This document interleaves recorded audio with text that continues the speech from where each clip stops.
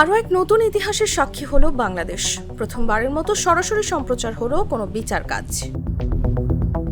ট্রাইব্যুনালে যখন chief prosecutor July জুড়ে শেখ হাসিনার হত্যাযজ্ঞের বর্ণনা তুলে ধরেন, টিভির পর্দায় দেশের মানুষের সঙ্গে সঙ্গে হয়তো সেই সব ভারতে বসে শুনছিলেন শেখ হাসিনা নিজেও। রোববার এই বিচারের কাজের শুরুতে আওয়ামী লীগ সরকারের ফ্যাসিবাদী হয়ে ওঠার প্রেক্ষাপটের পাশাপাশি ১৩টি ভলিউমে ১৮,৫০০ পৃষ্ঠার অভিযোগপত্রে গুম, খুন, নির্যাতনের বর্ণনাও তুলে ধরেন চিফ প্রসিকিউটর। ১৩৫ পৃষ্ঠার মূল আনুষ্ঠানিক অভিযোগে বলা হয়, অপরাধের নিউক্লিয়াস এবং অপরাধীদের প্রাণভোমরা ছিলেন Sheikh Hasina. Gang of four হিসেবে ওবায়দুল কাদের, আসাদুজ্জামান খান কামাল, সালমান এফ রহমান, আনিসুল হকের নাম উল্লেখ করেন চিফ প্রসিকিউটর। তিনি বলেন, তাদের যৌথ নির্দেশনা, পরিকল্পনা, উস্কানিতে সারা দেশে নির্বিচারে হত্যাযজ্ঞ চালানো হয়। তৎকালীন প্রধানমন্ত্রী আসামি শেখ হাসিনা, তৎকালীন স্বরাষ্ট্রমন্ত্রী আসাদুজ্জামান খান কামাল, তৎকালীন আইজিপি আব্দুল্লাহ মামুন উল্লেখিত অপরাধ সংগঠনের উস্কানি, প্ররোচনা, উৎসাহ, সর্বোপরি মোহাম্মদপুর বাসস্ট্যান্ডে আওয়ামী লীগ কর্মীরা লাঠি এবং দেশীয় অস্ত্র নিয়ে জড়ো হয়ে পুলিশকে সহযোগিতা করে নিরস্ত্র শিক্ষার্থীদের উপর হামলা চালায়।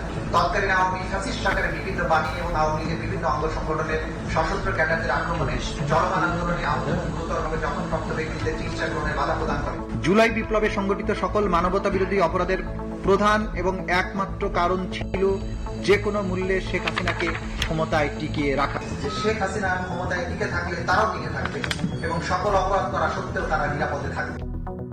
আনুষ্ঠানিক অভিযোগে আরও বলা হয়, রাজনৈতিক সিদ্ধান্তে আওয়ামী লীগ, যুবলীগ, ছাত্রলীগ ও ১৪ দল যে মানবতা বিরোধী অপরাধ করেছে তা ক্রিমিনাল সংগঠন হিসেবে গণ্য করা শামিল।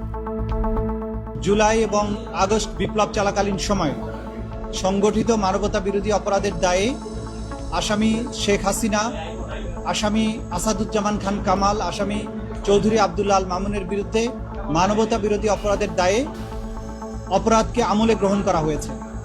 ৫টি অভিযোগ তাদের বিরুদ্ধে আনা হয়েছে এবং ৫টি অভিযোগের ভিত্তিতে এই অপরাধকে আমলে গ্রহণ করা হয়েছে। আমরা বলেছি, এই বিচার হবে আবেগ শূন্য, প্রমাণ নির্ভর, তথ্য নির্ভর, নিরপেক্ষ এবং ন্যায় বিচার। সেটি এনশিওর করার জন্য আমরা দেশবাসীর এবং সংশ্লিষ্ট সকল পক্ষের সহযোগিতা কামনা করি। বিচারের মাধ্যমে একটা সমাজে শান্তি এবং স্থিতিশীলতা প্রতিষ্ঠিত হয়। আগামীর বাংলাদেশ যে অন্ধকার অতীত থেকে বেরিয়ে এসেছে এবং বাংলাদেশ যে নতুন করে পুনরুজ্জীবনের স্বপ্ন দেখছে, এই বিচার শেষ হওয়ার মাধ্যমে সেই পুনরুজ্জীবনের স্বপ্ন বাস্তবায়ন হবে বলে আমরা বিশ্বাস করি। এদিন শেখ হাসিনা সহ ৩ জনের সর্বোচ্চ শাস্তি ও সম্পত্তি বাজেয়াপ্তের আবেদন করেন চিফ প্রসিকিউটর। শেখ হাসিনা ও আসাদুজ্জামান খান কামালের বিরুদ্ধে নতুন করে গ্রেফতারি পরোয়ানা জারি করেন বিশেষ ট্রাইব্যুনাল। মামলার পরবর্তী তারিখ ধার্য করা হয়েছে ১৬ জুন। ৫টা অভিযোগে এই ৩ জন আসামির বিরুদ্ধে অভিযোগ আমলে গ্রহণ করা হয়েছে। তাদের বিরুদ্ধে নতুন করে গ্রেফতারি পরোয়ানা জারি করা হয়েছে। আগামী ১৬ই জুন অর্থাৎ ঈদের ছুটির পরে ১৬ই জুন আসামিদের উপস্থিতি এবং আসামিদেরকে গ্রেফতার করে হাজির করার জন্য নির্দেশ দেওয়া হয়েছে। ওই দিন যদি আসামিরা উপস্থিত হন তাহলে সেদিন থেকে আনুষ্ঠানিক বিচারের প্রক্রিয়া শুরু হবে। যদি আসামি কেউ অনুপস্থিত থাকেন, আইন অনুযায়ী তাদেরকে অনুপস্থিত ঘোষণা করার একটা ব্যাপার থাকবে, সেটাও সেদিন আদালত যথাযথ আইন প্রক্রিয়া অনুযায়ী সেদিন ঘোষণা করবে। এই বিচার অতীতের প্রতিশোধ নয়, ভবিষ্যতের প্রতিজ্ঞা বলেও মন্তব্য করেন chief prosecutor Tajul Islam. Taslima Tithi, Jago News, Dhaka. মাঠের অলরাউন্ডার আমি, আর ঘরের allrounder Tylox. Tylox toilet cleaner, clean মানেই টাইলক্স।